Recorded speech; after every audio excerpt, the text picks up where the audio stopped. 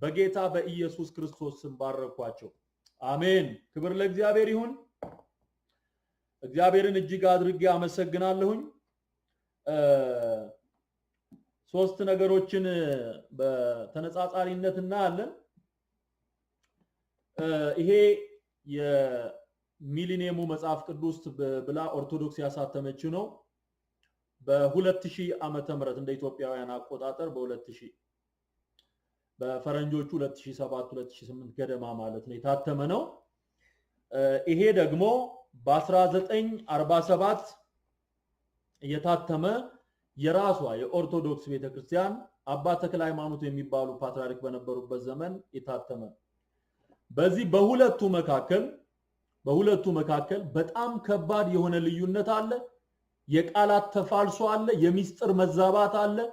ቤተክርስቲያኗ ለረጅም ዘመን ይዛ የተቀመጠችውን የራሷን ዶክትሪን ዶግማቲክ የሆኑ ኢሹዎችን የሚያፈራርስ ነገር በዚህ በአዲሱ ላይ ጽፋለች። ይሄኛው ደህነኛ ከተጨማሪዎቹ ውጪ ጤናማ የሚባለው ቃል እዚህ ውስጥ አለ። ተጨማሪ ዲትሮካኖኒካል ወይም ደግሞ አፖክሪፋ የሚባሉት 15 ተጨማሪ መጽሐፎችን ይዞ 81 የሚባለው ትክክለኛው ይሄ። በየጊዜው ግን እየተሻሻለ በተለይም በ2000 ይሄኛውን አሳትማ ስታወጣ አንደኛ ምክንያት አድርገው ካቀረቡት ከራሳቸው የመግቢያ ጽሑፍ አንፃር ስንመለከተው ለምን ይሄንን መጽሐፍ አሳተማችሁ፣ ለምን እንደዚህ ቀያየራችሁት ተብለው ቢጠየቁ ለአንባቢው መልስ ይሆናል ብለው ያዘጋጁት በዚሁ መጽሐፍ መግቢያ ላይ የመጀመሪያው ገጽ ላይ የተጻፈውን ምክንያት አመክንዮ አነብላችኋለሁ። የመጀመሪያው ትርጉም በግዕዙ መሰረትነት የተተረጎመ ባለመሆኑ ከግዕዙ ዘርና ከሰባ ሊቃናቱ ዘር ጋር ብዙ ልዩነት ስለሚያሳይ ይላል። ነገር ግን ይሄኛው ጥቁሩ መጽሐፍ ቅዱስ ወይም የሚሊኒየሙ መጽሐፍ ቅዱስ እንደውም ከግሪኩና ከዕብራይስጡ ጋር በጣም የተራራቀ ሊገናኝ የማይችል እንደሆነ ያሳያል። ክብር ምስጋና ለእግዚአብሔር ይሁን።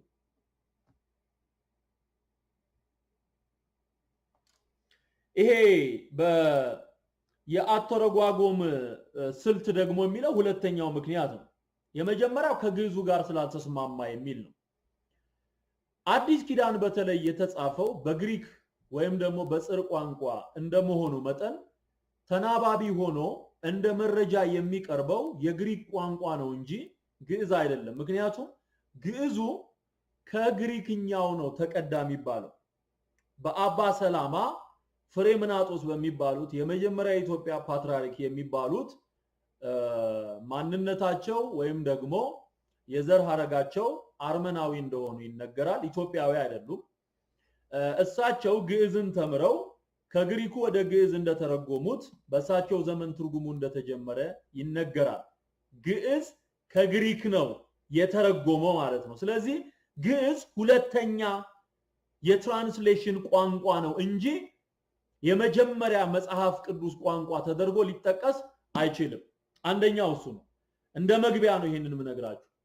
ስለዚህ ከግዕዙ ጋር ተስማሚ ቢሆንም ባይሆንም መተያየት ያለበት ከግሪኩና ከዕብራይስጡ ጋር ነው። ብሉይ ኪዳኑ ከዕብራይስጥ ጋር፣ አዲስ ኪዳኑ ከግሪክ ጋር ተናባቢ ሆኖ ትርጉማቸው እንዲስማማ ይደረጋል እንጂ በግዕዝ አይዳኝም። ግሪኩ በግዕዝ አይደለም የሚዳኘው፣ ግዕዙ በግሪኩ ይዳኛል። ስለዚህ የግሪክ ቋንቋ መሰረታዊ ከሚባሉ የመጽሐፍ ቅዱስ ቋንቋዎች አንዱ ነው። አብዛኞቹ በዛን ዘመን ክርስቶስን በነበረበት ዘመን ይጽፉ የነበሩት በግሪክ ቋንቋ ነው። የግሪክ ቋንቋ የሰለጠነበት የሥነ ጽሑፍ ጥበባቸው፣ የህንፃ ጥበባቸው፣ የፍልስፍና ጥበባቸው በጣም ያደገበት ዘመን ነበር። የሮም መንግስት እስከሚቀበለው ድረስ ማለት ነው የግሪክን። ስለዚህ የቋንቋው ስፋት የቋንቋው ሀብት ሰፊ ስለነበረ የአዲስ ኪዳን ጸሐፊዎች የተጠቀሙት የግሪክን ቋንቋ ነው። ስለዚህ ይሄ መግቢያ ላይ የተቀመጠው ምክንያት ወይም አመክንዮ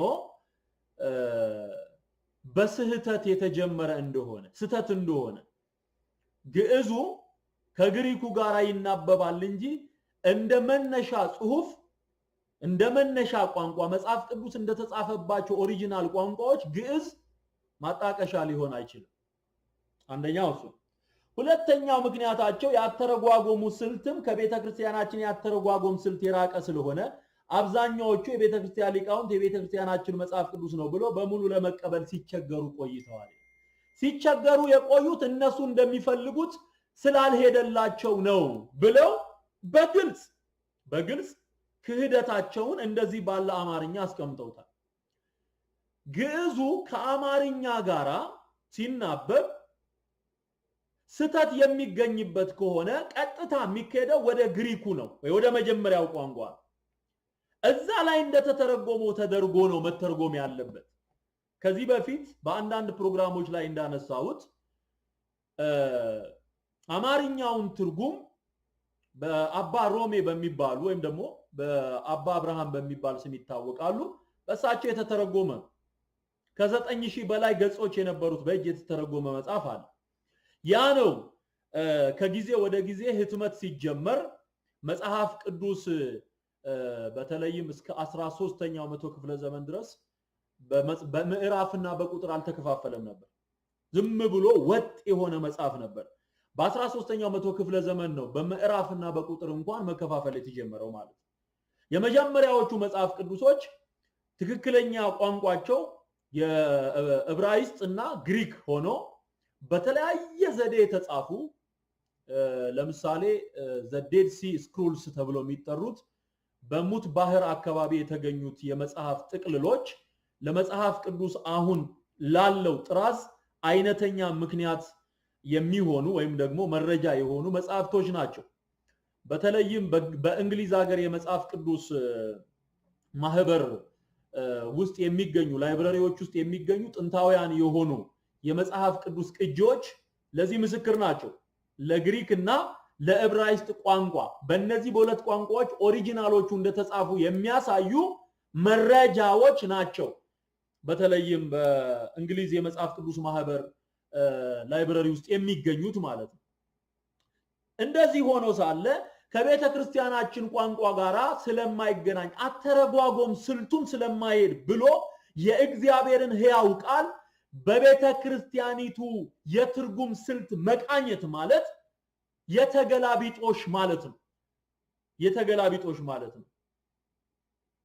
አንድ ሀገር ውስጥ የሚኖር ሰው በተሰጠው ኮንስቲቲዩሽን ወይም ደግሞ ህግ መሰረት ኑሮውን ይመራል እንጂ እኔ ከምኖረው የህሊና ህግና እኔ ከምኖርበት ፕሪንሲፕል ጋራ የአገሪቷ ኮንስቲቲዩሽን ስላልተዛመደ ልቀይረው ብሎ ይጠመዝዘዋል እንዴ?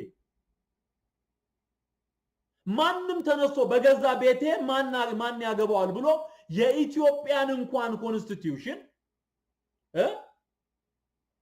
እንደ ሰፈሩ ሁኔታ እንደ ጓዳ ጎድጓዳ ሁኔታ 4 ኪሎ ሰፈር አይ ከኛ 4 ኪሎ ሰፈር ልጆች ጋራ የኢትዮጵያ ኮንስቲቲዩሽን አልተስማማም ብሎ የ4 ኪሎ ልጆች ተሰብስበው የእግዚአብሔር ማን ነው የመንግስትን አዋጅ ወይም ደግሞ የኢትዮጵያን ህገ መንግስት ሊያሻሽሉ አይችሉም። ወይ ወደ ጎንደር ያሉት ወይ ወደ ጎጃም ያሉት ወይም ደግሞ ወደ ሲዳማ ያሉት ወይ ወደ ኦሮሚያ ያሉት አይመቸንም ብለው ኮንስቲቲዩሽን መለወጥ አይችሉም። ህግ ነው።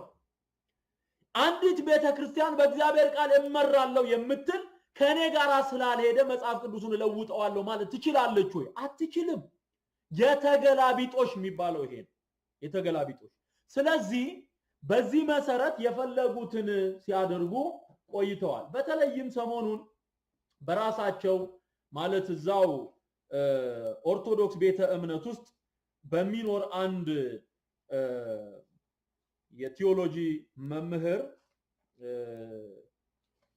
ስሙ ጌታቸው ተረፈ ይባላል። መምህር ነው። ይሄንን መጽሐፍ እኔ በጣም ነው የተጠቀምኩበት። ተፋልሶ የሚል አንድ መጽሐፍ ወጥቷልና ተፋልሶ ይላል። እንደምትመለከቱት እዚህ ላይ የግሪኩ ቅጂ ለብቻ የዕብራይስጡ ከመጀመሪያ ዕብራይስጥ አለ፣ ከዛ የግሪክ አለ፣ ከዛ የግዕዝ አለ፣ ከዛ የአማርኛ የ47ቱና የ1980 አለ። ለመውደቅ ዘንበል ብሎ የምታዩት ይሄኛው ደግሞ የ2000 የሚሊኒየሙ መጽሐፍ ቅዱስ ነው። እዚህ መጽሐፍ ቅዱስ ውስጥ መሰረታዊ የሆኑ ለውጦች ተደርገዋል። እምነቱን ሊጎዱ ክርስትና የሚባለውን እምነት እውነቱን ሊያጠፉ ሊያበላሹ የሚችሉ ነገሮች ተጀምሮ እስከሚያልቅ ድረስ ተጽፎበታል። እነሱን በመደዳ በእንትን እንመለከታለን። መጀመሪያ የማሳያችሁ የዮሐንስ ወንጌል ምዕራፍ 14 ላይ ያለውን ቃል ነው። ምን ብለው ነው ያሻሻሉት እነዚህ ሰዎች? ምን ብለው ነው የለወጡት የሚለውን ጥያቄ መጀመሪያ በዚህኛው መጽሐፍ ቅዱስ አሳያችኋለሁ። ቀጥሎ ይሄ 47ቱ በ1947 እና ደግሞ በ80 በ1980 ተሻሽሎ የታተመ ነው፣ ግን የቃል ልዩነት የለውም፣ አንድ አይነት ነው። ይሄኛው ደግሞ የ2000 የሚሊኒየሙ ነው ማለት ነው። በጣም ጥሩ። እዚህ ላይ ያለው ራሱ ኦርቶዶክስ የጻፈችው መጽሐፍ ቅዱስ ወይም ደግሞ ትራንስሌት የተደረገው መጽሐፍ ቅዱስና እዚህ ላይ ያሉት ቃላቶች ሁለቱ ለየቅል ናቸው።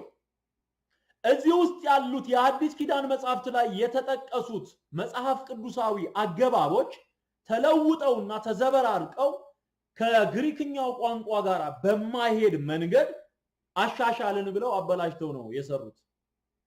ለዚህ ቤተክርስቲያኒቱ ንስሐ መግባት አለባት፣ ይቅርታ ጠይቃ ማስተካከል አለባት የሚል አቋም ነው ማስተጋባው። ይሄንን አበላሽታለች። መጽሐፍ ቅዱስ ነው ብላ መሸጥም መለወጥም የለባትም፣ ለሰው መስጠትም የለባትም። ለምን? መረጃዎችን አሳያችኋል።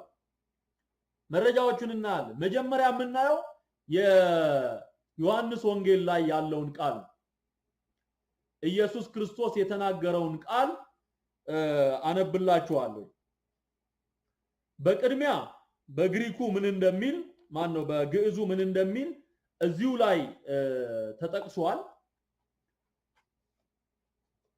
እሱን አነብላችኋለሁ።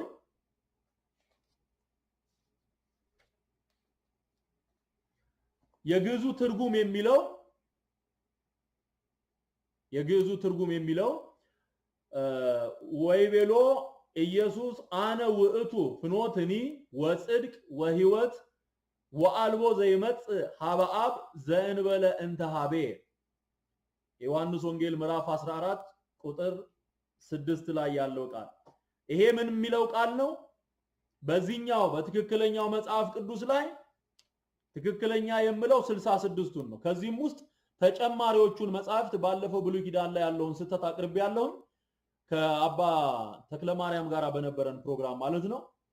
ተጨማሪዎቹ አፖክሪፋ የሚባሉት መጽሐፍት 15ቱ በራሳቸው ስተት ያለባቸው ናቸው። እነሱን ትተን ግን 66 እና 15 ተደምሮ ነው 81 የሚሉት። በመሰረቱ በስርዓት እንቁጠረው ካልን 84 መጽሐፍ ነው ይሄ። 81 የሚባለው በተለምዶ ነው እንጂ ቤተክርስቲያኒቱ መጽሐፍ ትክክለኛው መጽሐፍ ቅዱስ በሚቆጠርበት ሂደት እንቁጠረው ከተባለ 81 የሚሉት እነሱ 84 ነው። ተጨማሪዎቹ 15 ብቻ ሳይሆኑ ወደ 18 ነው የሚደርሱት። 18 ያው በተለምዶ ነው 81። ይሄ መጽሐፈ መቃብያን 1፣ መጽሐፈ መቃብያን 2፣ መጽሐፈ መቃብያን 3 የሚባሉትን መጽሐፍት እንደ አንድ አድርገው በመቁጠር ነው ወደ 15 የሚያመጡት። መጽሐፍ ቅዱስን ግን 66ቱን ስንቆጥር ግን እያንዳንዱን መጽሐፍ ከላይ እስከ ታች 39 የብሉይ ኪዳን መጽሐፍት፣ 27 የአዲስ ኪዳን መጽሐፍት በድምሩ 66 መጽሐፍት ነው ይባላል። ያ ማለት ለምሳሌ አንደኛ ዜና፣ ሁለተኛ ዜና፣ አንደኛ ዜና እንደ አንድ መጽሐፍ፣ ሁለተኛ ዜና እንደ አንድ መጽሐፍ፣ አንደኛ ነገሥት እንደ አንድ መጽሐፍ፣ ሁለተኛ ነገሥት እንደ አንድ መጽሐፍ፣ አንደኛ ሳሙኤል እንደ አንድ መጽሐፍ፣ ሁለተኛ ሳሙኤል እንደ አንድ መጽሐፍ ተቆጥሮ ለምሳሌ እነዚህ 6 ይሆናሉ ማለት ነው። በዛ መንገድ ነው 66 ተብሎ የሚቆጠረው። መጽሐፈ ነገሥትን አንደኛንና ሁለተኛን አንድ አድርገን መጽሐፈ ሳሙኤል አንደኛንና ሁለተኛን አንድ አድርገን ምን ቆጥር ከሆነ ከ66 ወደ 61 ወይም ወደ 62 የመውረድ ባህሪ ይኖረዋል ማለት ነው። ነገር ግን ኖርማል አቆጣጠሩ በነጠላ እያንዳንዱን መጽሐፍ 1 2 3 እያልን ከቆጠርን ኦርቶዶክስ 81 ብላ የምትቆጥራቸው መጽሐፍት ማለት ነው ቁጥሮችን ስንመለከት ስንት ይሆናሉ? ወደ 84 ይደርሳሉ ማለት ነው። 84 መጽሐፍት ይደርሳሉ። የሆነው ሆኖ በዮሐንስ ወንጌል ምዕራፍ 14 ላይ ቁጥር 6 ላይ ያለው ቃል እኔ መንገድና እውነት ሕይወትም ነኝ። ሃሌሉያ! ይሄ የጌታችን የኢየሱስ ክርስቶስ ቃል ነው። እኔ መንገድና እውነት ሕይወትም ነኝ። አነብላችኋለሁ ቁጥር 6 ኢየሱስም እኔ መንገድና እውነት ሕይወትም ነኝ በእኔ በቀር ወደ አብ የሚመጣ የለም። አሁን ግዕዙና ይሄንን ስታነጻጽሩ በተናባቢነት የመጀመሪያው የጥንቱ 80 ተብሎ በተለምዶ የሚጠራውና ግዕዙ ወይቤሎ ኢየሱስ አነ ውእቱ ፍኖትኒ ወጽድቅ ወሕይወት ወአልቦ ዘይመጽእ ኀበ አብ ዘእንበለ እንተ ኀቤ የሚለው ቃል በትክክል ተስማሚ ነው። ትክክል ሆኖ ነው የተተረጎመው። ግዕዙና ይሄኛው ተስማምተዋል። በዮሐንስ ወንጌል ምዕራፍ 14 ቁጥር 6 መሰረት ጉደኛው አዲሱ ደግሞ ምን ብሎ ነው የሚናገረው የሚለውን እንመልከት። ዮሐንስ ወንጌል ላይ እንደዚህ ደግሞ የ2000 እትም የሚሊኒየሙ ጉድ ደግሞ ምን ይላል? በጣም እኮ የሚገርም ነው። እኔ እግዚአብሔር ምስክሬ ነው። ሰው ለእግዚአብሔር ቃል እንደዚህ አይነት ድፍረት በተሞላ መንገድ ለውጦና ቀይሮ የእግዚአብሔርን ቃል እንዴት እንደዚህ አድርጎ አሻሻልን ብሎ መጽሐፍ ቅዱስ ብሎ ያሰራጫል። እሺ ቁጥር 6 ላይ ምን ብለው ተረጎሙት?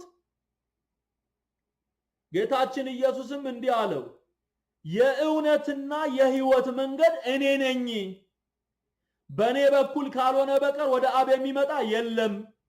ተመልከቱ እንዴት አደገኛ በሆነ መንገድ የእግዚአብሔርን ቃል በስህተት እየተረጎሙት እንዳሉ። ኢቭን ከግዕዙ ጋራ ይሄንን እናስማማው ብንል በባልቦላ አይገናኝም። በዚህ በመፍቻ በብሎን መፍቻ እንኳን በገመድ እንኳን በሰንሰለት እንኳን አናገናኘውም። ለምን? ልዩነት አለው። ይሄ ተበላሽቷል። በቃ ይሄንን መጽሐፍ ቅዱስ ብላችሁ እንዳትጠቀሙበት። የጥንቱ ራሱን የቻለ እኔ መንገድና እውነት ሕይወትም ነኝ ነው። እዚህ ላይ ደግሞ የሚለው ምንድነው? የእውነትና የሕይወት መንገድ ምን ማለት ነው? ይሄ ለመንገድ የተቀጸሉት ሕይወት እና እውነት የሚሉት ቃላቶች ናቸው። መስተዋድዳዊ አገባብ የሚባል ነው። መስተዋድዳዊ አገባብ ኢየሱስ እኔ የእውነትና የሕይወት መንገድ ነኝ አይደለም ያለው። አይደለም። እንደው ቅድም የጠቀስኩላችሁ መጽሐፍ ላይ በዚህ በግሪክኛው አቀማመጥ ሲያስቀምጠው እንደዚህ ብሎ ነው ሆዶስ የሚለው የግሪኩ ቃል መንገድም ማለት ነው ይላል። ሄ ብሎ ሆዶስ የሚለው ቃል መንገድም የሚለው ደግሞ አገላለጽ ከላይ የተጠቀሱትን እውነትንና ሕይወትን የሚያረጋግጥ የመዝጊያ ቃል ነው። ሄዶስ ወይም ደግሞ ሆዶስ የሚለው የግሪክ ቃል መንገድም የሚል ትርጉም አለው ማለት ነው። ሁለተኛው ደግሞ አሌቴያ የሚለው ቃል ደግሞ እውነትም ማለት ነው። የሚለው ቃል ወደ አማርኛ ሲተረጎም ሊገባበት ያስፈልጋል። ከግሪኩ ከሆነ የተቀዳው የሚለው መንገድም እውነትም ሕይወትም እኔ ነኝ የሚል ነው። ያ ማለት ኢየሱስ ራሱ ሕይወት ነው፣ ኢየሱስ ራሱ መንገድ ነው፣ ኢየሱስ ራሱ እውነት ነው ማለት ነው። ነገር ግን በዚህ በአዲሱ ትርጉም አበላሽተው የእውነትና የህይወት መንገድ በሚል መስተዋድዳዊ አገባብ እንዳስገቡት እንመለከታለን።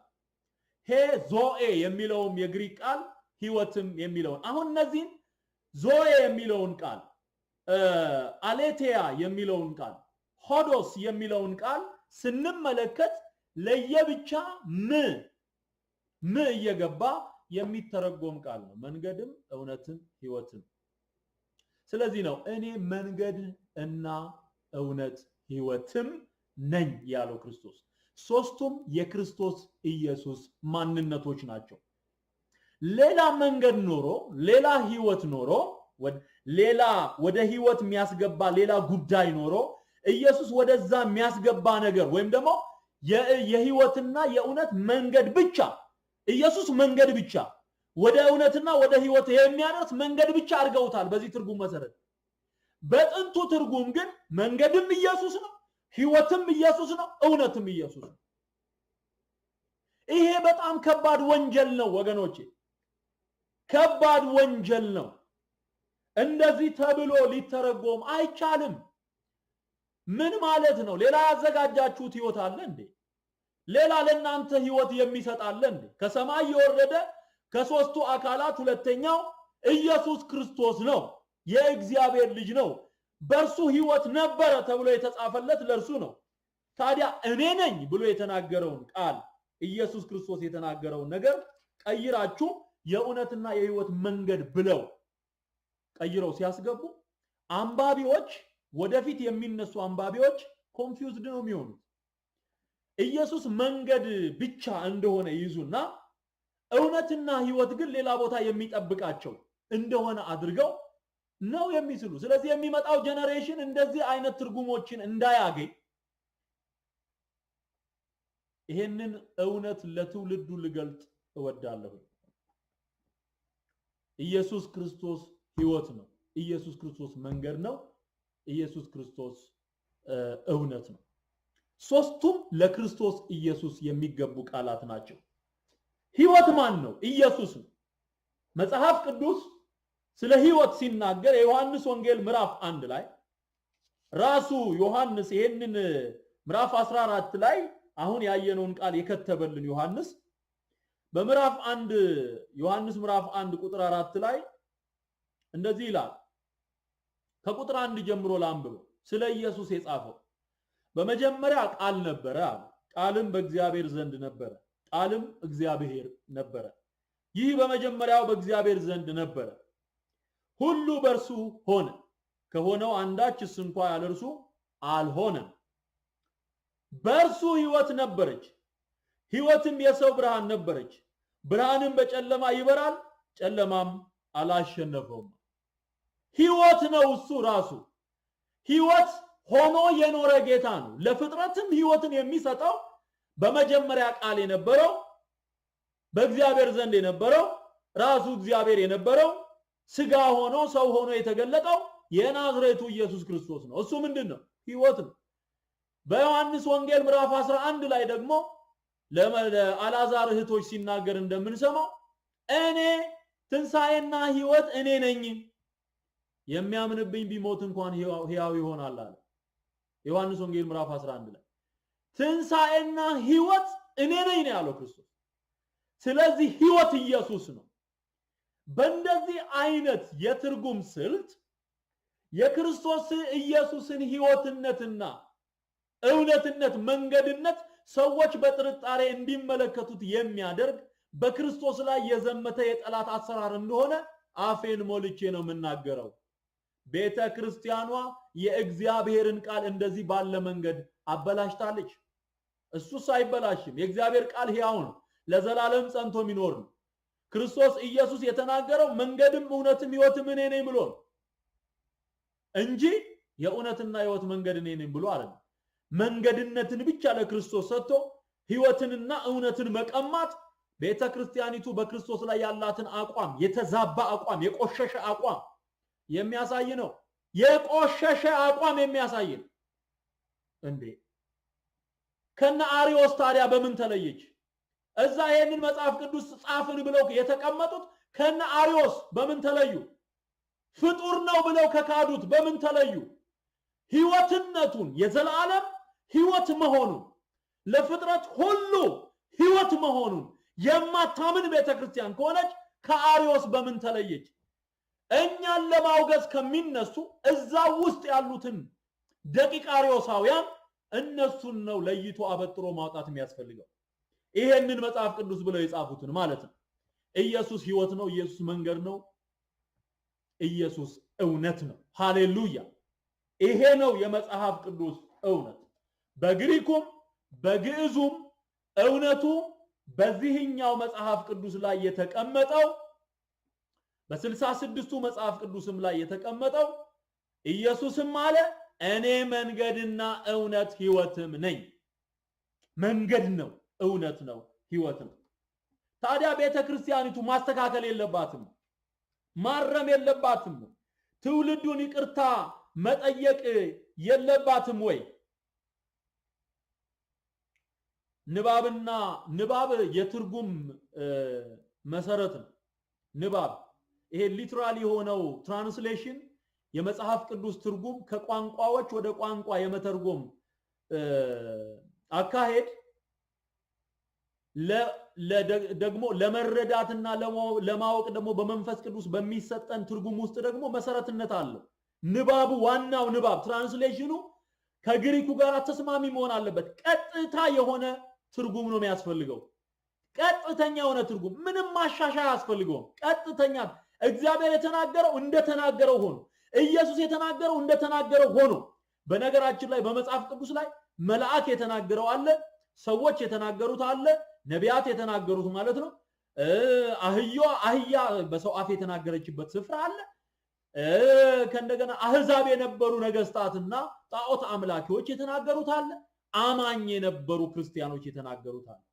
መንፈስ ቅዱስ የመሰከረው ደግሞ በሰዎች አለ። ይሄ የዮሐንስ ወንጌል ምዕራፍ 14 ራሱ ክርስቶስ የተናገረው መለኮታዊ ስልጣን ያለው ቃል፣ በጣም ፓወርፉል የሆነ ቃል ነው። ኢየሱስ እኔ መንገድ ነኝ፣ እውነት ነኝ፣ ሕይወት ነኝ ካለ በኋላ አንተ ለውጠ የእውነትና የሕይወት መንገድ ብለህ የምታሻሽልበት ምንም አይነት ስልጣን የለህም። ቤተ ክርስቲያኗ እንደዚህ አይነት ኦቶሪቲ አልተሰጣትም። የእግዚአብሔርን ቃል የመለወጥ የመሸቀጥ አልተሰጠም። መጽሐፍ ቅዱስ እንደዚህ ይላል።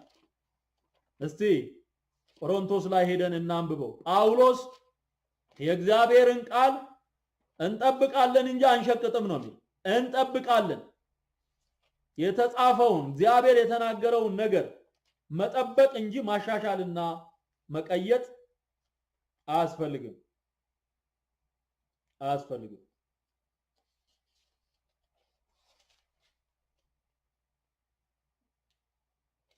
ሁለተኛ ቆሮንቶስ ላይ ሄደን እናነበዋለን ጳውሎስ ምን እንደሚል። ምዕራፍ 4 ላይ እንደዚህ ይላል። ምዕራፍ 4 ሁለተኛ ቆሮንቶስ ምዕራፍ 4 ከቁጥር 1 ስለዚህ ምክንያት ምሕረት እንደተሰጠን መጠን ይህ አገልግሎት ስላለን አንታክትም። ነገር ግን የሚያሳፍረውን ስውር ነገር ጥለናልና በተንኮል አንመላለስም፣ የእግዚአብሔርንም ቃል በውሸት አንቀላቅልም። የእግዚአብሔርን ቃል በውሸት አንቀላቅልም ማለት በውሸት ነው የተቀላቀለ። ይሄ በውሸት የተቀላቀለ መርዝ ነው። ከእግዚአብሔር ቃል ጋር አንድ ስህተት አያስፈልገው። አንድ የቃል ስህተት እንኳን አያስፈልገው።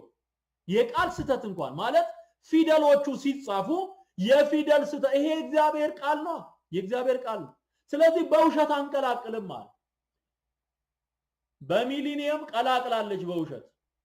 ይሄ ቤትሽ ውስጥ ካለ አውጥተሽ ማቃጠል ያለብሽ እንደ እሳት አደጋ መኪና ቀይ ቀብተው ያመጡትን ይሄንን ነው ማቃጠል የሚያስፈልገው።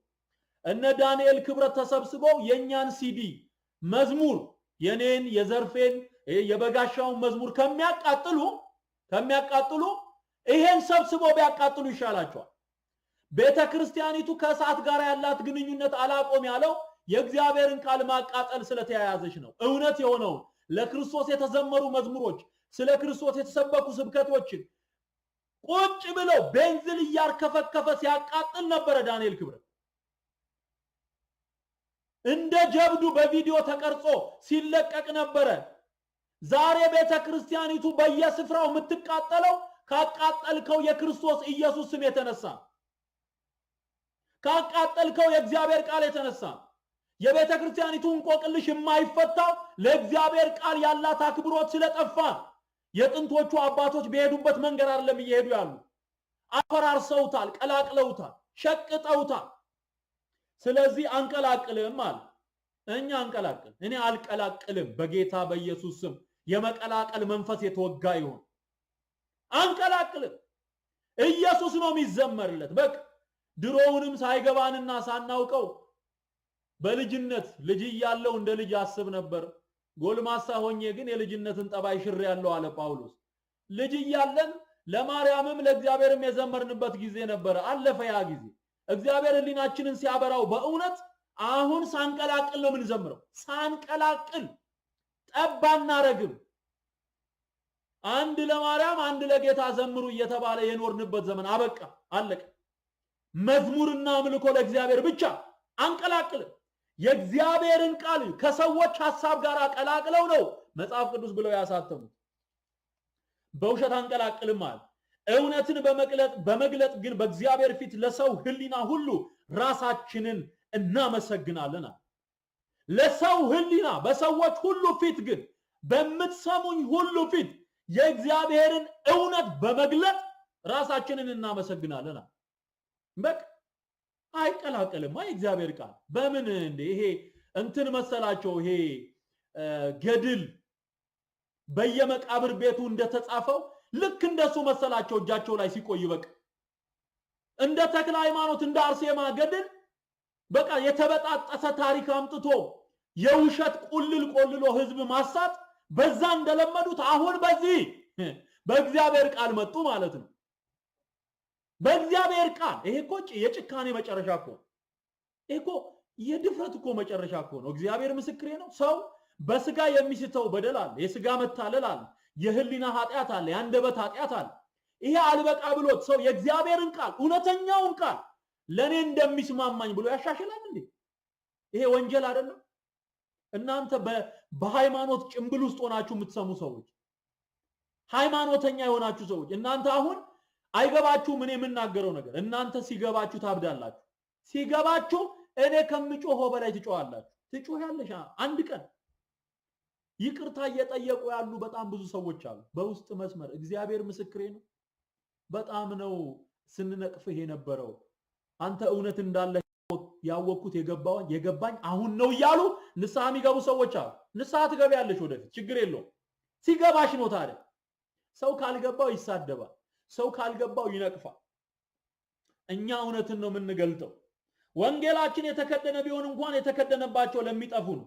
ለኛ አልተከደነ የተገለጠ ነው በቃ ምንም ማሻሻል ሳያስፈልገው የእግዚአብሔር መንፈስ አብርቶልናል ሃሌሉያ ለነርሱም የእግዚአብሔር ምሳሌ የሆነ የክርስቶስ የክብር ወንጌል ብርሃን እንዳያበራላቸው የዚህ ዓለም አምላክ የማያምኑትን ሐሳብ አሳወራል ክርስቶስ ኢየሱስን ጌታ እንደሆነ እንጂ ራሳችንን አንሰብክምና ስለ ኢየሱስም ራሳችንን ለእናንተ ባሪያዎች እናደርጋለን በክርስቶስ ፊት የእግዚአብሔርን የክብሩን ዕውቀት ብርሃን እንዲሰጥ በልባችን ውስጥ የበራ በጨለማ ብርሃን ይብራ ያለ እግዚአብሔር ነው ይሄንን ወንጌል ያበራልን ማን ነው እግዚአብሔር ነው ሰው አይደለም የእግዚአብሔር መንፈስ ነው የሚያበራልን የእግዚአብሔር መንፈስ ነው የሚገልጥልህ ጸልይና ይገለጥልሃል አንቀላቅልም አለ ጳውሎስ ስለዚህ መቀላቀል አያስፈልግም ራሱ የተጻፈው እውነት የሆነው ቃል በቂ ነው እና ምን ብለው ጽፈውታል የእውነትና የህይወት መንገድ እኔ ነኝ ብሏል ክርስቶስ ብለው ቀይረው ለውጠው እንደዚህ ባለ ወንጀል ህዝብ እያሳቱ ነው ያሉት ራስህን እንድታስመልጥ ነው ማለት ሁለተኛ ያበላሹት ሁለተኛ የማቴዎስ ወንጌል ምዕራፍ 5 ቁጥር 6 ላይ ምዕራፍ 5 ቁጥር 6 ላይ በግዕዙ ብፁዓን ይርህቡ ወይ ጸሙ ለጽድቅ እስመ ይጸግቡ ትክክለኛው የዚህ አማርኛው ትርጉም በ1947 እና በ1980 የታተመው የራሷ የቤተክርስቲያኒቱ መጽሐፍ ቅዱስ ጽድቅን የሚራቡና የሚጠሙ ብፁዓን ናቸው ይጠግባሉና ማቴዎስ 5 ቁጥር 6 ላይ ጽድቅን የሚራቡና የሚጠሙ ብፁዓን ናቸው ይጠግባሉና የሚለውን ቃል ለራሳቸው በሚመቻቸው መንገድ በዚህኛው መጽሐፍ ቅዱስ ደግሞ ምን ብለው ጻፉት? ማቴዎስ 5 ቁጥር 6ን ሲተረጉሙት ስለ ጽድቅ የሚራቡና የሚጠሙ ብፁዓን ናቸው ይጠግባሉና ብለው ተረጉሙ። ስለ ጽድቅና ጽድቅን ሁለቱ ልዩነት አለ። ትክክለኛው ከግሪኩ ጋር የተስማማው መጽሐፍ ቅዱሱ ከግሪክ ጋር ነው መታየት ያለበት። ከኦሪጂናል ቋንቋ የተጻፈው በግሪክ ቋንቋ ስለሆነ አዲስ ኪዳን ግሪኩ የሚለው ጽድቅን የሚራቡና የሚጠሙ ይጠግባሉ ብሎ ነው የሚጽፈው። ይሄኛው ጉደኛ የሚሊኒየሙ ጉድ ደግሞ ምን ብሎ ነው የሚናገረው? ስለ ጽድቅ እቺ ጠጋ ጠጋ እቃ ለማንሳት ነው አሉ። እቺ ጠጋ ጠጋ እቃ ለማንሳት ነው። ምን ማለት ነው ይሄ? የራሳቸው ሰዎች የፈጠሩትን የጽድቅ መንገድ መጽሐፍ ቅዱስ ድጋፍ እንዲሰጥላቸው በምንኩስና በብህትውና ህይወት የእግዚአብሔርን መንግስት እንወርሳለን ለሚለው ባዶ የእግዚአብሔር ቃል ማስረጃነት ለሌለው የራሳቸው ፍልስፍና እንዲረባቸውና እንዲጠቅማቸው የእግዚአብሔርን ቃል እንዳጣመሙት ነው የሚገባል። ስለ ጽድቅ መራብና መጠማት የሚል ትርጉም አለው እነሱ በጻፉት ላይ። ኦሪጂናሉ ግን ጽድቅን ነው የሚራቡት። ይጠግባሉ ተብሎ የተጻፈው ጽድቅን የሚራቡ ነው። እራሱን ጽድቅን ነው። እራሱን ጽድቅን የሚራቡ ይጠግባሉ ነው የሚለው ትክክለኛው ትርጉም። አዲሱ የሚሊኒየሙ ግን ስለ ጽድቅ ነው ያለው። ስለ ጽድቅ በመራብና ጽድቅን በመራብ መካከል በጣም ሰፊ ልዩነት አለ። እዚህ በአዲሱ ላይ ስለ ጽድቅ ሲል ምን ማለቱ ነው? ስለ ጽድቅ ብለው የሚራቡ የሚጠሙ የሚጦሙ የሚጸልዩ በበረሃ የሚንከራተቱ ጥሬ ቆርጥመው ውፍኝ ጥሬ ቆርጥመው ውሃ ጠጥተው ጥምጣም ጠምጥመው የመኖክሴ ቆብ ደፍተው በበረሃ ኖሩ ለሚባሉት ሰዎች ለነሱ ባዘጋጁት ፍልስፍና ውስጥ ለነሱ በተበተቡት ትብታብ ውስጥ የእግዚአብሔርን ቃል ለውጠው እነዚህ እኮ የሚራቡት ስለ ጽድቅ ብለው ነው። ያ ማለት ጽድቅ የሚገኘው በመራብ፣ ጽድቅ የሚገኘው በመጾም፣ በመጠማት፣ አካልን በማጎሳቆል፣ ሰንሰለት በመታጠቅ፣ ጀርባን በመግረፍ፣ ጉድጓድ ቆፍሮ ራስን በማስገባት ጉድጓድ ውስጥ ከሰው ርቆ በረሃ ውስጥ ከአጋንንት ጋር እየታገሉ መኖር ለሚሉት የምንኩስና ህይወታቸው ራሳቸው ክሬት ላደረጉት ህይወት እንዲጠቅማቸው ብለው ስለ ጽድቅ የሚራቡ። ጽድቅ በመሰረቱ የሚመጣው በመራብና በመጠማት ቢሆን ኖሮ የኢትዮጵያ ህዝብ ነበረ የሚጸድቀው ጠቅላላ በቃ ከ77 ዓመተ ምህረት ጀምሮ በሙሉ ሲራብ የኖረው የኢትዮጵያ ህዝብ በሙሉ ጻድቅ ነው ማለት። ጽድቅ በረሃብ አይመጣም። ጽድቅ የሚመጣው ኢየሱስ ክርስቶስን በማመን ብቻ ነው። አለቀ። አራት ነጥብ። ጽድቅ የእግዚአብሔር ጽድቅ ኢየሱስ ነው። ከሰማያት የወረደው ጽድቃችን እሱ ነው። ስለዚህ በተለይም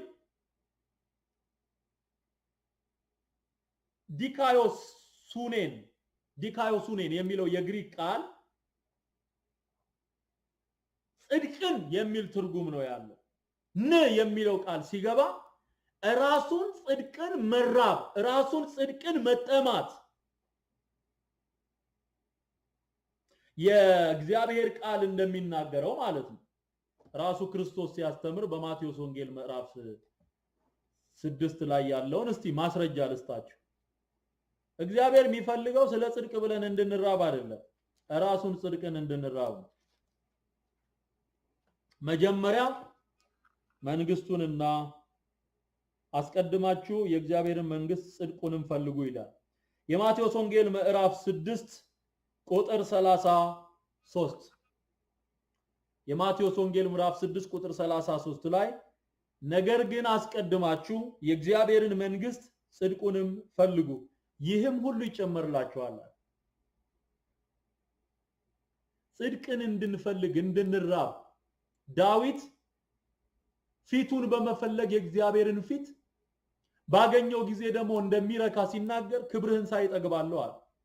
ሙሴ ፊትህን ክብርህን አሳየኝ እያለ ለምነው ነበር። የእግዚአብሔር ጽድቅ ኢየሱስ ነው። ራሱን ኢየሱስን እንጠማዋለን፣ እንራበዋለን። ጽድቅን የሚራቡና የሚጠሙ ብፁዓን ናቸው ሲል ራሱን ክርስቶስ ኢየሱስን ከእንደገና ደግሞ ጽድቁን ደግሞ የእውነትን ህይወት የቅድስናን ህይወት ለመኖርና ለማድረግ የእግዚአብሔርን ፍቃድ ለማድረግ መትጋት መቅናት ጽድቅን መራብና መጠማት ይሄ ነው። ስለ ጽድቅ መራብ ግን ጽድቅ አራተኛ ወይ ሶስተኛ ወገን ላይ ሆኖ ሰውየው ያንን ጽድቅ ስለ መጽደቅ ወይም ደግሞ ጽድቅን ስለ ማግኘት ብሎ እዚህ ጋር የሚራበውን ነገር ነው የሚያሳየው። ሁለቱ የተለያዩ ነገሮች ናቸው ወገኖቼ። እግዚአብሔር ምክንያት አለው። ክርስቶስ ራሱ የተናገረው ቃል ነው። ይሄም ቃል በቃሉ ላይ መጨመርም መቀነስም አይቻልም። ራሱ ክርስቶስ የተናገረው ነው።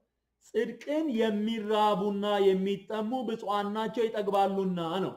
ስለዚህ ለቤተ ክርስቲያኗ ለራሷ በሚመቻት መግቢያው ላይ እንዳነበብኩላችሁ ሚሊኒየሙ መጽሐፍ ቅዱስ ላይ መግቢያው ላይ እንዳነበብኩላችሁ ለቤተ ክርስቲያናችን አተረጓጎም ስለማይመች ብለው የጀመሩት ለዚህ ነው። ስለዚህ የምንኩስናውን ህይወት የብህትውና ህይወት ለሚሉት እንጀራ መብያ የመበለቲቱን ቤት መበዝበዣ ሲስተም የእግዚአብሔርን ቃል አጣመው እንደዚህ ባለ መንገድ አስቀምጠውታል። የግሪኩ ግን የአማርኛውም የጥንቱ ይሄንን አይደግፈው። ትልቅ ስህተት ነው። ትልቅ ስህተት ነው። ጽድቅ የሚገኘው በጾም በጸሎት ነው ለሚለው የቤተ ክርስቲያኒቱ የተጣመመ አስተምህሮ እንዲረዳቸው ብለው ይሄንን አድርገዋል። ጽድቅ ግን በክርስቶስ ነው የሚገኘው። የሮሜ መልእክት ምዕራፍ 3 ላይ አንድ ጊዜ ሄደን እናነባለን። ሐዋርያው ጳውሎስ ስለ ጽድቅ ሲናገር ጽድቅን ስለማግኘት ሲናገር እንደዚህ አለ። አሁን ግን በሕግና በነቢያት የተመሰከረለት የእግዚአብሔር ጽድቅ ያለ ሕግ ተገልጧል። እርሱም ለሚያምኑ ሁሉ የሆነ በኢየሱስ ክርስቶስ በማመን የሚገኘው የእግዚአብሔር ጽድቅ ነው። ሮሜ ምዕራፍ 3 ቁጥር 21 ላይ አሁን ግን በሕግና በነቢያት የተመሰከረለት የእግዚአብሔር ጽድቅ ያለ ሕግ ተገልጧል። ስትራብ ታገኘኛለህ ብሎ አይደለም የተናገረው። ይሄን ጽድቅ የምታገኘው ሲጠማህ ነው ተብሎ አልተጻፈልህም። የተጻፈው ለሚያምኑ ሁሉ የሆነ በኢየሱስ ክርስቶስ በማመን የሚገኘው የእግዚአብሔር ጽድቅ ነው የሚለው። ክርስቶስ ኢየሱስን በማመን የሚገኝ የእግዚአብሔር ጽድቅ ነው በአዲስ ኪዳን ያለው። በመራብና በመጠማት የሚገኝ የእግዚአብሔር ጽድቅ በአዲስ ኪዳን የለም። አንተ በራስህ ጾሜ ጸልዬ አመጣዋለሁ የምትለው ድህነት የለም። ለዚህ ነው እንዲሁ በጸጋው ድነናል የምንለው። በስራችን አንድንም ምንድነው በእግዚአብሔር ጸጋ ነው ብለን ምናምነው። ለዚህ ነው የራሳቸውን የተጣመመ ቴዎሎጂ የእግዚአብሔርን ቃል በማጣመም ለመደገፍ የሚሞክሩ ሰዎች በጣም ጅሎች እንደሆኑ መናገር ወዳለሁ። ቤተክርስቲያኒቱ ከእንደዚህ አይነት ወንጀል ራሷን ንስሐ ገብታ እንድታጸዳ ነው የምናገረው። ይሄ በጣም ትልቅ የሆነ ወንጀል ነው። ትልቅ ወንጀል ነው። ሌላ ማስረጃ ኤፌሶን ምዕራፍ 2 ላይ ቁጥር 4 ላይ ነገር ግን እግዚአብሔር በምሕረቱ ባለጠጋ ስለሆነ ከወደደን ከትልቅ ፍቅሩ የተነሳ በበደላችን እንኳን ሙታን በሆነን ጊዜ ከክርስቶስ ጋር ሕይወትን ሰጠን። በጸጋ ድናችኋልና በሚመጡ ዘመናትም በክርስቶስ ኢየሱስ ለኛ ባለው ቸርነት ከሁሉ የሚበልጠውን የጸጋውን ባለጠግነት ያሳይ ዘንድ ከእርሱ ጋር አስነሳን። በክርስቶስ ኢየሱስም በሰማያዊ ስፍራ ከእርሱ ጋር አስቀመጠን። ጸጋው በእምነት አድኗችኋልና ይህም የእግዚአብሔር ስጦታ ነው እንጂ ከናንተ አይደለም፣ ማንም እንዳይመካ ከስራ አይደለም። 4 ነጥብ ኤፌሶን ምዕራፍ 2 ከቁጥር 4 እስከ 8 ጽድቅ በክርስቶስ ኢየሱስ በማመን የሚመጣ እንጂ በመራብና በመጠማት ልብስ ቀዶ በመዞር ቢጫ በመልበስ ጥቁር በመልበስ ስትቀያይረው እሱ አይደለም። ጽድቅ ቆብ በመድፋት በጣም ዝርፍፍ ያለ ልብስ ለብሰ በመምኖሽነሽ ጽድቅ አይመጣም። ጽድቅ ክርስቶስ ኢየሱስን ብቻ ታምናለህ፣ አለቀ። በቃ ይሄው ነው። የአገሬ ህዝብ ስማ። ተራራ ቧጠ ድንጋይ ተሸክመ በጉልበት ተንበርክከ ዳገት ወጥተ ደሃ መግበ ለቄስ አብልተ ዳቦና ጠላ ምናምን ድግስ አዘጋጅተ የሚገባበት የእግዚአብሔር መንግስት የለም። ጽድቅ በእምነት አለቀ። የእግዚአብሔርን ጸጋ አምነ ተቀበለዋለህ ትድናለህ 4 ነጥብ ስለዚህ የነሱን የተዛባ ቲዮሎጂ ከእግዚአብሔር ቃል ውጪ የሆነ ቲዮሎጂ የእግዚአብሔርን ንጹህን ቃል በማጣመም ለመደገፍ የሚደረግ ጥረት ነው ወጋው በኢየሱስ ስም የፈረሰ ይሁን ሶስተኛ ስተት ሉቃስ 7:47 ሉቃስ 7:47 ምን ይላል ግዕዙ መጀመሪያ በእንተ ዝንቱ እብለከ ተሃድገላቲ ኃጢያታ ብዙሃ እስመ ብዙ አፍቀረት ወዘሰ ውሁደ አፍቀረ ውሁደ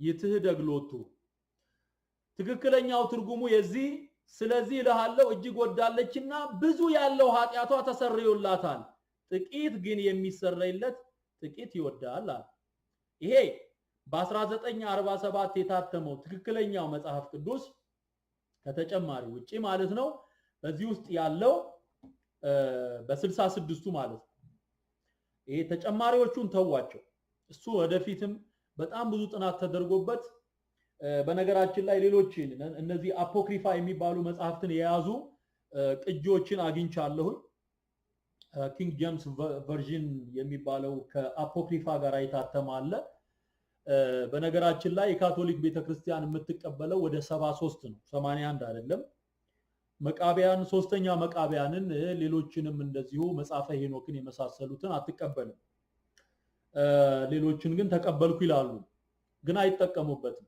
በነገራችን ላይ አንድ ሚስጥር ምነግራችሁ የትኛውም የኦርቶዶክስ አስተማሪ ዘበነንም ጨምሮ ጳጳሳቱን ጨምሮ አንድም ቀን እግዚአብሔር ምስክሬ ነው ከነዚህ ከተጨማሪ መጻሕፍት ተጠቅሰው ሲያስተምሩ እኔ አይቻ አላቅም አንድም ቀን አፖክሪፋ ከሚባሉት ከ15ቱ መጽሐፍ ተጨማሪ ከሚባል አንድም የኦርቶዶክስ አስተማሪ ቆሞ እሱን ጠቅሶ ሲያስተምር ነው ይቻላል አሳፋሪ ነው ብዙ የሚያሳፍር ነገር ስላለው ማለት ሚስተር ስቦይ ነው ወደዛ የገባው እሺ እንመለስ ይሄንን ቃል የተጻፈው ሉቃስ 7:47 ላይ ሉቃስ 7:47 ላይ ምንድነው ትርጉሙ ስለዚህ ለሃለው እጅግ ወዳለችና ብዙ ያለው ኃጢያቷ ተሰርዮላታል ጥቂት ግን የሚሰረይለት ጥቂት ይወዳል ይሄ ትክክለኛው ይሄኛው ደግሞ ምን ብሎ ተረጎመው በእንተ ዝንቱ እብለ ከሚለውን ስለዚህ ለሃለው ብዙ ኃጢያታ ተሰርዮላታል በብዙ ወዳለችና ጥቂት የሚወድ ጥቂት ይሰረይለታል ተመልከቱ እንዴት አጣሞ እንደተረጎመ ብዙ የሚወድ ብዙ ይሰረይለታል አሁን ይሄንን አቀማመጥ በእግዚአብሔር ቃል ሚዛንነት እንመዝነዋለን ሉቃስ 7 ላይ ሄደን እናነበዋለን ምሕረቱን አስቀድሞ የተነገረ ቃል ነው እንጂ መውደድን አስቀድሞ የተነገረ ቃል እንዳልሆነ በእርግጠኝነት ላሳያችሁ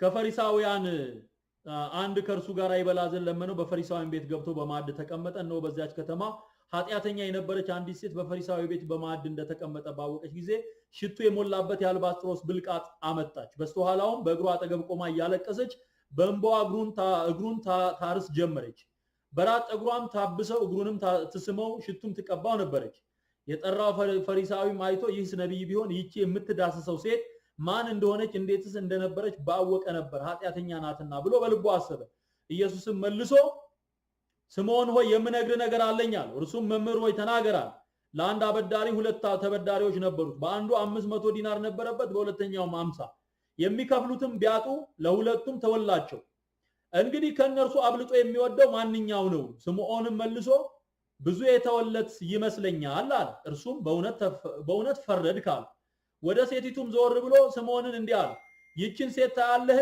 እኔ ወደ ቤት ገባው ውሃ እንኳን ለእግሬ አላቀረብክልኝም እርሷ ግን በእንባዋ እግሬን አራሰች በጠጉሯ ማበሰች አንተ አልሳምከኝም እርሷ ግን ከገባው ጀምራ እግሬን ከመሳም አላቋረጠችም አንተ ራሴን አልቀባኸኝም እርሷ ግን እግሬን ሽቱ ቀባች ስለዚህ ይላልው እጅግ ወዳለችና ብዙ ያለው ኃጢያቷ ተሰርዮላታል ጥቂት ግን የሚሰረይለት ጥቂት ይወዳል የመጀመሪያው የዚህ ቃል ምሳሌ 500 ብር የተበደረና 1000 ብር ለምሳሌ የተበደረ ሰው ለሁለት ሰዎች አንድ ሰው 1000 እና 500 ብር ቢያበድራቸው በወሩ መጨረሻ መጥቶ በቃ ለሁለታችሁም ትቼላችኋለሁ ቢላቸው ያንን ሰው የበለጠ የሚወደው እዳውን የተወለትን ሰው በጣም የሚወደው የትኛው ነው ብሎ ነው የጠየቀው ክርስቶስ የትኛው ነው ብሎ ሲጠይቅ ስምዖን ምን ብሎ መለሰ ብዙ የተተወለት ነው ብዙ የሚወደው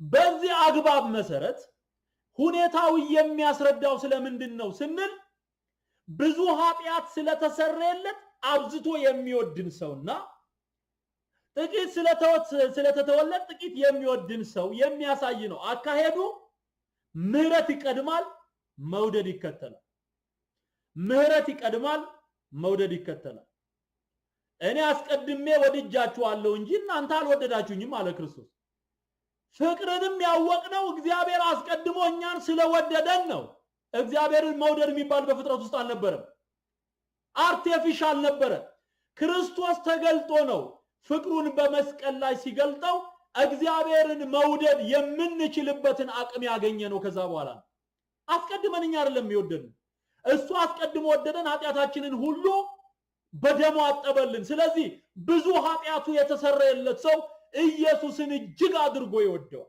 እጅግ አድርጎ እነዚህ ሰዎች ግን ምን ብለው ቀየሩት በአዲሱ መጽሐፍ ቅዱስ ላይ በሚሊኒየሙ ላይ ጥቂት የሚወድ ጥቂት ይሰረይለታል ብዙ የሚወድ ብዙ ይሰረይለታል ስለዚህ ምን አድርገው ነው እነሱ የተረጎሙት ብዙ በወደድክ ቁጥር ብዙ ኃጢያቱ ይቀነስልሃል ጥቂት ከወደድክ ግን ጥቂት ኃጢያት ነው የተገላቢጦሽ ማለት ይሄ ገልብጦ ማንበብ ማለት ይሄ መጽሐፉን እንደዚህ ሳይሆን እንደዚህ አድርጎ ማንበብ ማለት ይሄ ምህረት ይቀድማል ፍቅር ይከተላል የተቀበልነው ህይወት ክርስቶስን እንድንወደው አድርጎናል ምህረት በስቶልናል ኃጢያቷ ብዙ ስለነበረ ስለተተወላት ይቅር ስለተባለች ክርስቶስን አብዝታ ስትወደው እንመለከታለን ወገኖች ምህረትን እግዚአብሔር ባደረገልን መጠን እንድንወደው አሳይቶናል በቃ ፍቅሩን በመስቀል ላይ ገልጦታል ክርስቶስ ፍቅሩን ስለገለጠ ነው እኛ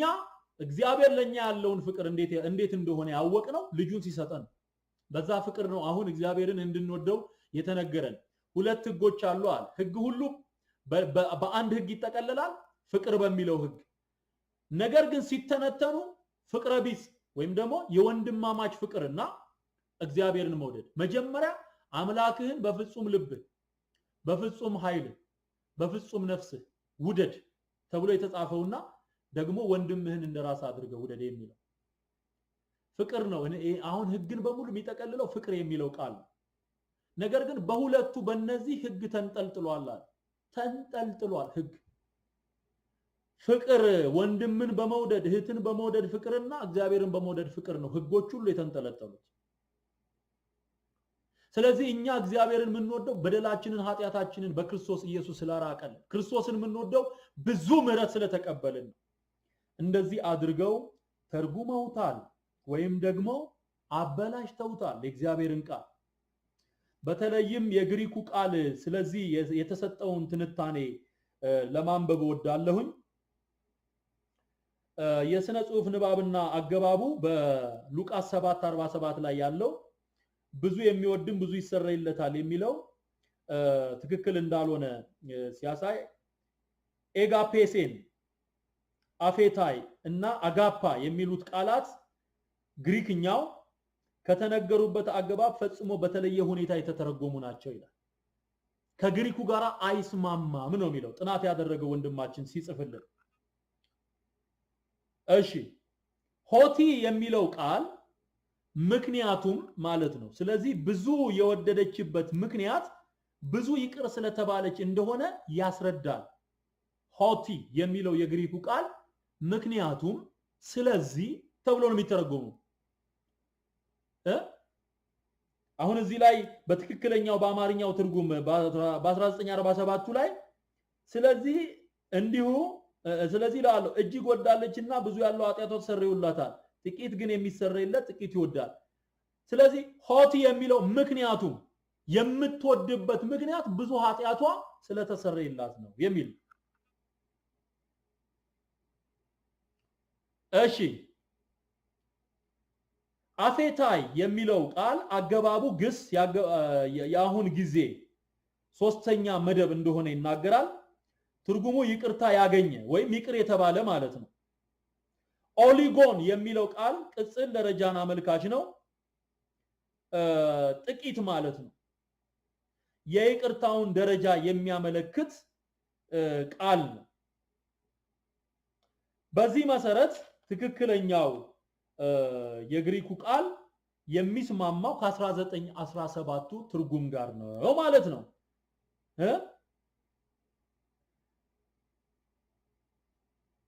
ነገር ግን ጥቂት የተሰረየለት ጥቂት ይወዳል፣ ብዙ የተሰረየለት ደግሞ ብዙ ይወዳል ማለት ነው።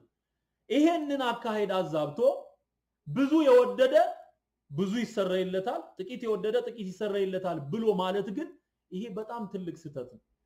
የሰዎቹንም ቋንቋ መበደል ነው፣ የእግዚአብሔርንም ቃል መበደል ነው። ስለዚህ በጣም ትልቅ ስህተት እንደተሰራ እንድታውቁ ይሄንን እናገራለሁ።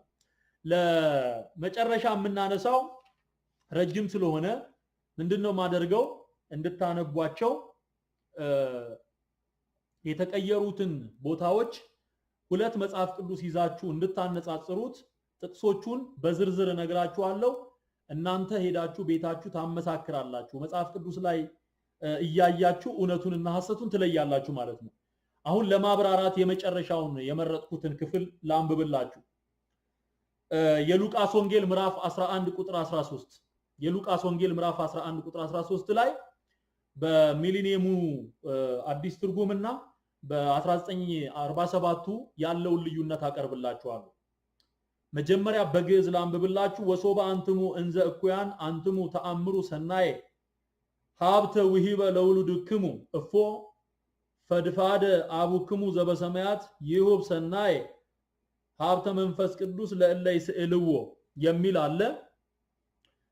ይሄ በሉቃስ 11 ቁጥር 13 ላይ ያለው ትክክለኛ በማናችንም እጅ ላይ ያለው መጽሐፍ ቅዱስ ኦሪጂናሉ መጽሐፍ ቅዱስ የሚናገረው እንኪያስ እናንተ ክፉዎች ስትሆኑ ለልጆቻችሁ መልካም ስጦታ መስጠት ካወቃችሁ በሰማይ ያለው አባት ለሚለምኑት እንዴት አብልጦ መንፈስ ቅዱስን ይሰጣቸው በሚል ጥያቄያዊ ምልክት ይዘጋል።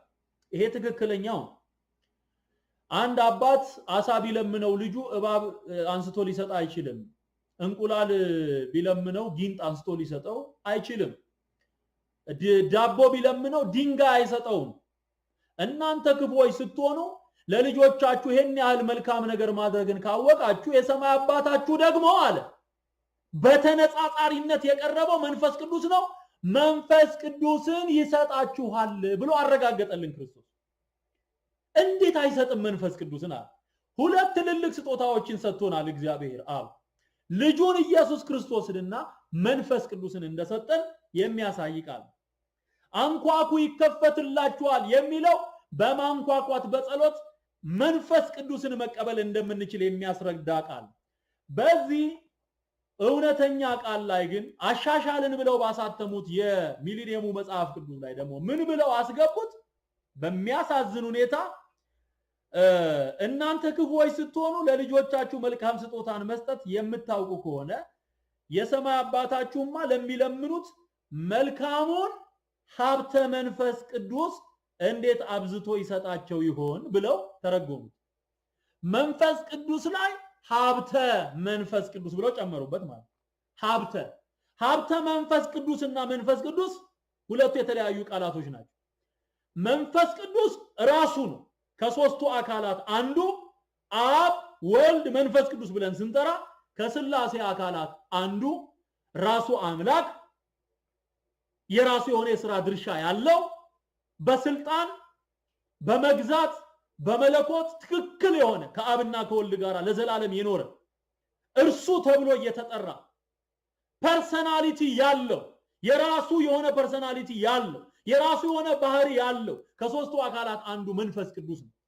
በዚያ አካሄዷ ቤተክርስቲያኗ ለመንፈስ ቅዱስ ያላትንም አመለካከት ያሳየናል። ከዚህ በፊት በተደጋጋሚ ተናግሬያለሁ። መንፈስ ቅዱስ ስሙን እንጂ አሰራሩንና አደራረጉን የማታውቅ ቤተክርስቲያን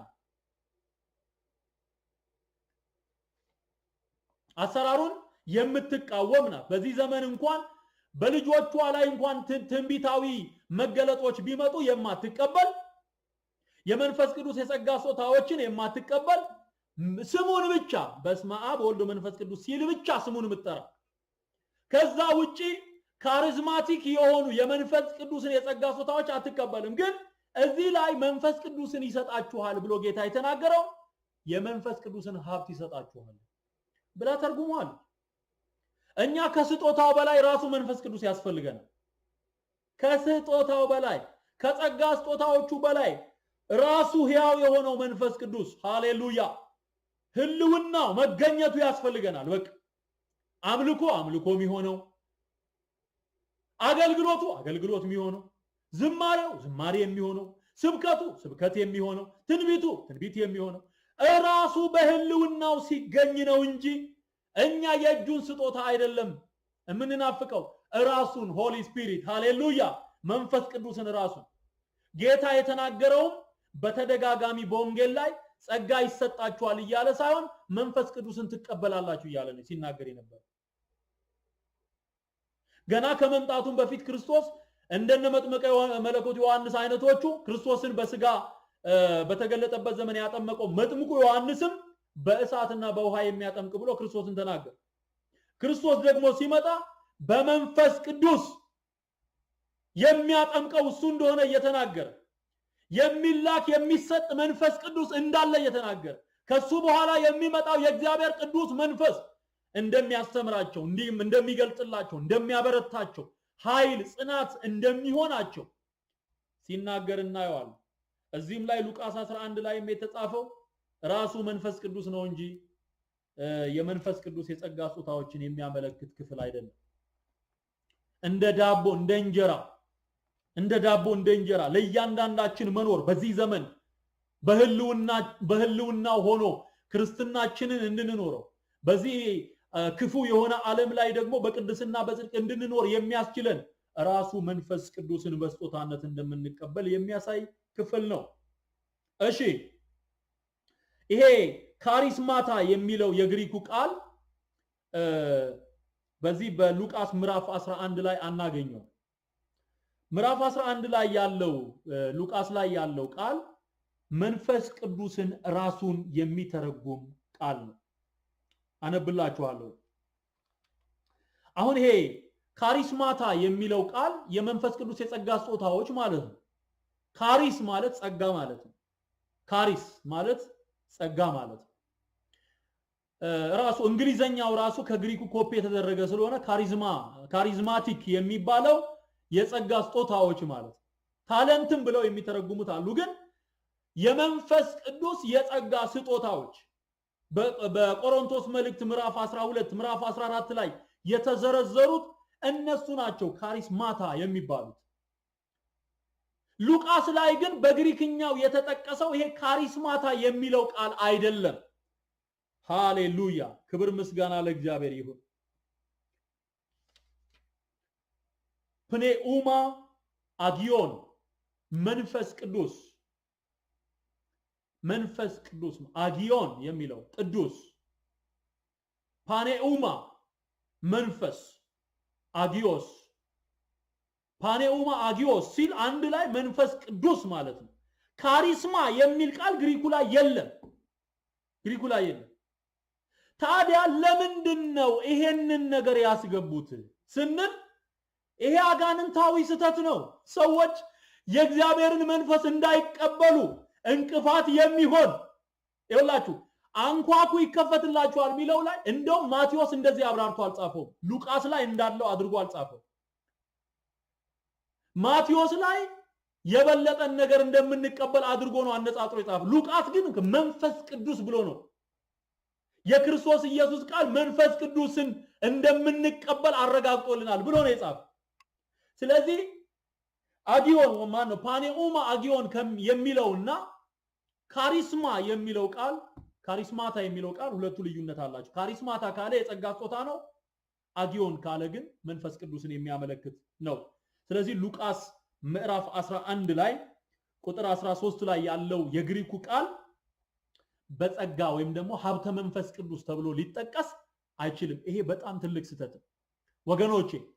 የኢትዮጵያ ሕዝብ ኦርቶዶክስ ውስጥ ያለው ከመንፈስ ቅዱስ ጋር ያለው ቅርርብ እየሸሸ የመጣው ከመንፈስ ቅዱስ በላይ ሚካኤልን እንዲወድ፣ ከመንፈስ ቅዱስ በላይ ማርያምን እንዲያውቅ፣ ከመንፈስ ቅዱስ በላይ ለጊዮርጊስ እንዲንበረከክ ያደረገው እንደዚህ አይነት የተጣመመ ትምህርት ስላለ አፍጥጦ መጥቶ መጽሐፍ ቅዱስ ላይ ሰፈረ እንጂ ከዚህም በፊት እንደተናገርኩት ሆሊ ጎስት የሚባሉ ቸርቾችን ቀይረው በቅዱስ ሚካኤል ስም ያደረጉ ሰዎች ናቸው። ጽራሪያም የመንፈስ ቅዱስ ቤተክርስቲያን ተብሎ የሚጠራውን ቤተክርስቲያን አሁን ጎላ ሚካኤል ተብሎ የሚጠራው ማለት ነው። የበፊት አባቶች ሲተክሉት የመንፈስ ቅዱስ ቤተክርስቲያን ተብሎ ነው። ሆሊ ጎስት ተብሎ ነው። ሆሊ ስፒሪት ተብሎ ነው። አሁን ግን የሚካኤል ቸርች ጎላ ሚካኤል አመጡና ደረቡበት።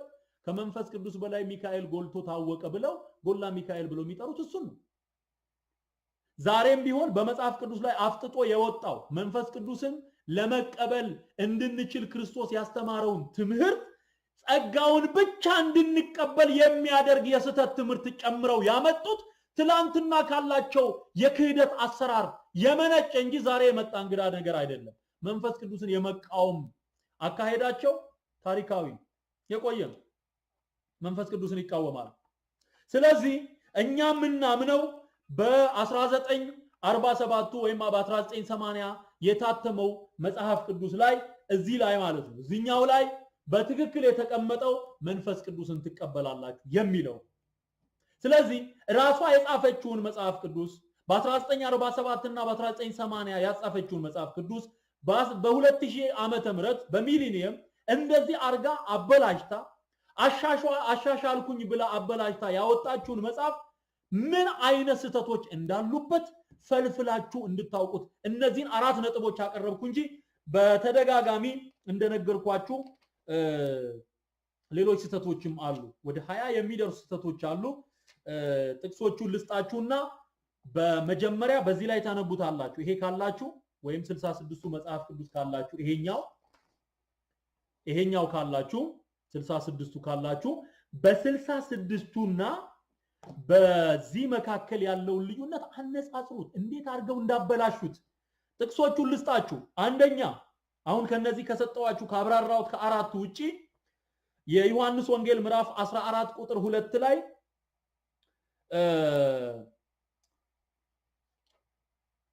ያለውን ቃል በተለያየ መንገድ አስቀምጠውታል፣ አበላሽተውታል። ይሄ ዮሐንስ ምዕራፍ 14 ቁጥር 2 ላይ ያለውን ስፍራ አዘጋጅላችሁ ዘንድ እሄዳለሁ የሚለውን ምን ብለው ተርጉመውታል እነሱ? ማደሪያና ስፍራ በአባቴ ቤት ብዙ ማደሪያና ማረፊያ አለ የሚል አድርገውታል። በጣም ትልቅ ስህተት አለው ውስጡ ሲብራራ፣ በተለይ በጣም አደገኛ የሆኑ ስህተቶች አሉት። ሌላው ማቴዎስ 11 ቁጥር 12 ላይ ከመጥምቁ ከዮሐንስ ጀምሮ እስከ ዛሬ ድረስ መንግስተ ሰማያት ትገፋለች፣ ግፈኞችም ይናጠቋታል የሚለውን ቃል ከመጥምቁ ከዮሐንስ ጀምሮ እስከ ዛሬ ድረስ መንግስተ ሰማያት ትገፋለች፣ የተገፉትም ይናጠቋታል ብለው በሚገርም ሁኔታ ለውጠው አስቀምጠውታል። ይሄ በጣም አስቂ ነው።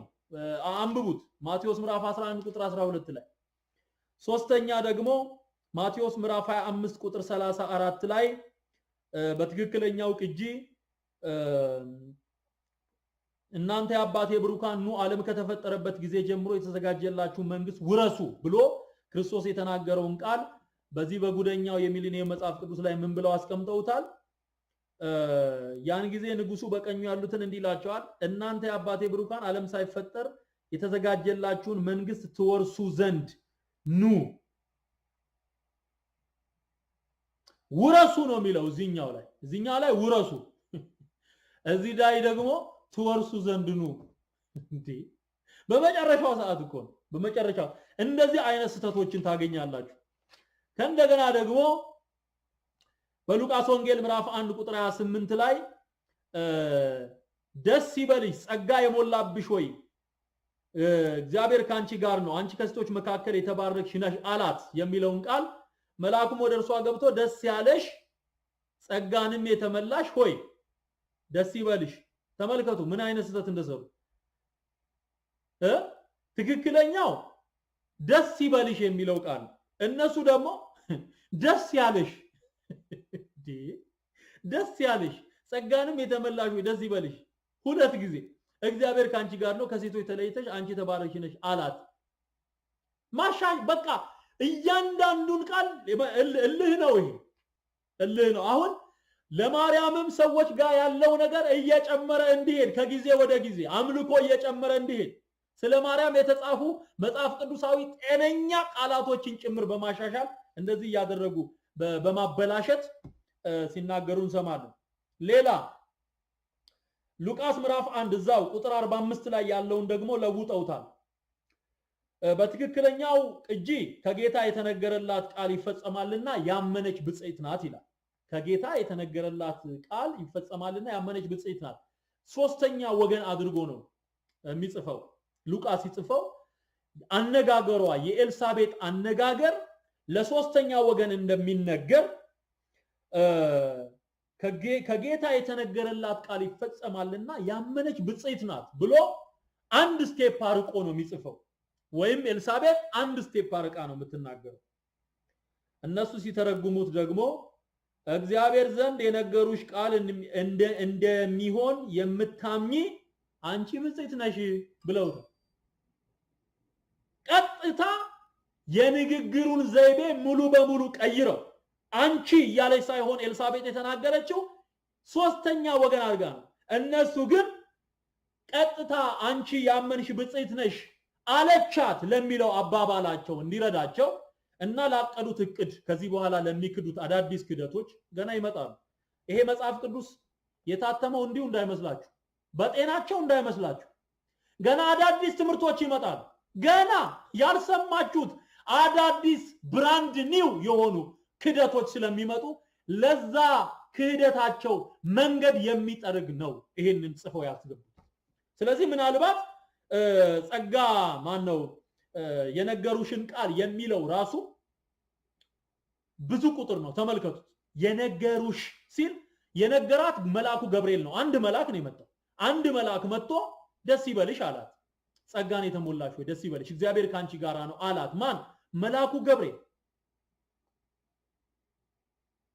ደስ ይበልሻል እዚህም ላይ የምናየው በመጽሐፉም ላይ የምንረዳው ነገር ምንድነው በትክክለኛው መንገድ የተተረጎመው ከጌታ የተነገረላት ቃል ነው የሚለው የተነገረላት ቃሉ ላይ ነው እዚህ ጋር ፎከስ ማለት የነገሩሽን ሲል ግን ብዙ ሰዎች አሁን ባለፈው ታምረ ማርያምን ሳነብላችሁ ሴቶች ናቸው ያበሰሯት ይላል እኮ ጉደኛው ታምረ ማርያምን እኮ ገብርኤል አይደለም መጀመሪያ ያበሰራትና የጸነሰችው ሴቶች እኮ መተው ነገሯት ነው የሚለው ታምረ ማርያም ሴቶች የአይሁድ ሴቶች ተሰብስበው መተው ትጸንሻለች ትወልጃለች ብለው ነገሯት የሚል ታምረ ማርያም ላይ ምናልባት ለነዛ ክህደታቸው ማብራሪያ እንዲሆን የነገሩሽ ቃል ይፈጸማልና በሚል በብዙ ቁጥር አስቀምጠውታል ማለት እንደነዚህ አይነት ስተቶች አሉ እዛው ሉቃስ ላይ ሳንወጣ ምዕራፍ 1 ቁጥር 49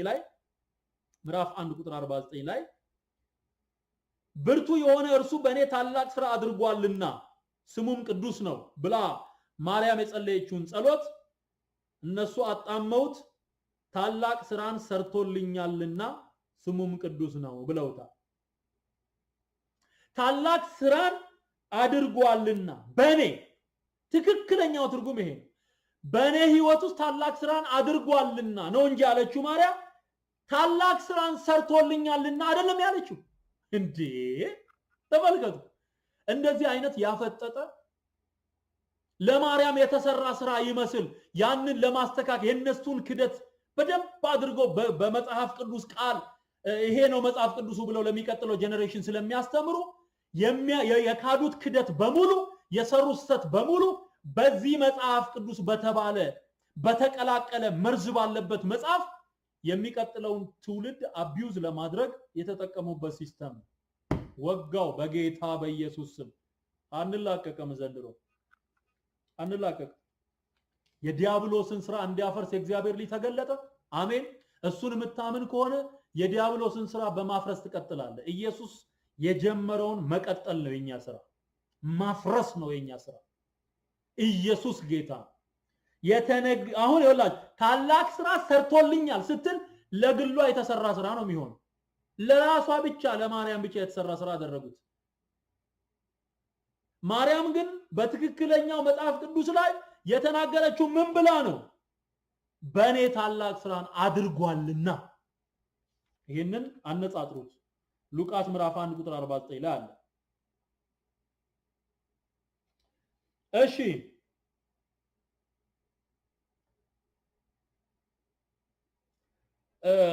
ሌላው ሉቃስ 12 ቁጥር 10 ላይ ያለውን ቃል ቀይረውታል። የሉቃስ ወንጌል ምዕራፍ 12 ቁጥር 10 ላይ ምን የሚለው ነው? በሰው ልጅም ላይ ቃል የሚናገር ሁሉ ይሰረይለታል፣ መንፈስ ቅዱስን የሚሰድብ ግን አይሰረይለትም። ሉቃስ 12 ቁጥር 10 በሰው ልጅ ላይ የስድብ ቃል የሚናገር ሁሉ ይሰረይለታል አሉ። እነሱ ደግሞ በደንብ አድርገው ሲያሻሽሉት ተመልከቱ። በአዲሱ ምን ይላል? በግዕዙ ወኩሉ ዘነበበ ቃለ ጽርፈት ላይ ለወልደ ጓለ መህያው ይተሐደግ ሎቱ ወዘሰነበበ ጽርፈተ ላይ ለመንፈስ ቅዱስ ይተሐደግ ሎቱ ኢ በዘ ዓለም ወኢ በዘ ይመጽእ ዓለም። ምን ማለት ነው? በመንፈስ ቅዱስ ላይ ስድብ ቃል የሚናገር ግን በዚህ ዓለምም ሆነ በሚመጣው ዓለም አይሰረይለትም። በዚህ ዓለም በሚመጣው ዓለም ብሎ ኢየሱስ ክርስቶስ አልተናገረም። በሚመጣው ዓለም በዚህ ዓለም እያሉ መቀላቀልና መጨማመር ይሄ የቤተ ክርስቲያኒቱ እንትን ነው። ይሄ ሜቶዶሎጂ አንድን ነገር ሲያብራሩ በዚህም ዓለም በሚመጣውም ዓለም የሚለው የአነጋገር ስልታቸውን መጽሐፍ ቅዱስ ውስጥ ካልገባ ሞተን እንገኛለን። የኛ አባባል ካልገባ እኮ በጣም እኮ ከባድ እኮ ወንጀል እኮ ነው። እሺ የለም እንደዛ የሚል ቃል። እሺ ሌላ ደግሞ ሉቃስ 13:7 ላይ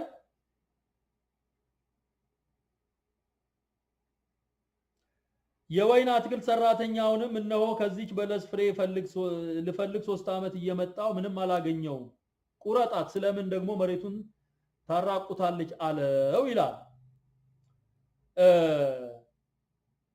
እነሱ ደግሞ ይሄንን ቃል ምን ብለው ነው የተረጎሙት? ሉቃስ 13:7 ላይ ያለውን የዚች በለስ ፍሬ ልወስድ ስመላለስ እነሆ 3 ዓመት ነው አላገኘውም፣ የወይኑን ጠባቂም የዚችን በለስ ፍሬ ልወስድ ስመላለስ እነሆ 3 ዓመት ነው አላገኘውም፣ እንግዲህ ምድራችንን እንዳታቦዝን ቁረጣት አለው። እንዳታቦዝን ቁረጣታ። የወይኑ ጠባቂና ሰራተኛ የቃል ልዩነት ተመልከቱ። በትክክለኛው ቅጂ ላይ ሰራተኛውን ነው የሚለው። ሰራተኛውን በ1947 ማለት ነው። ሰራተኛውን ጠባቂ እና ሰራተኛ በሚል እንትን ብለውታል፣ ለዋውጠውታል ማለት ነው። ስለዚህ እነዚህን ልዩነቶች ራሳችሁ ያነጻጸራችሁ ማየት ትችላላችሁ። ሌላው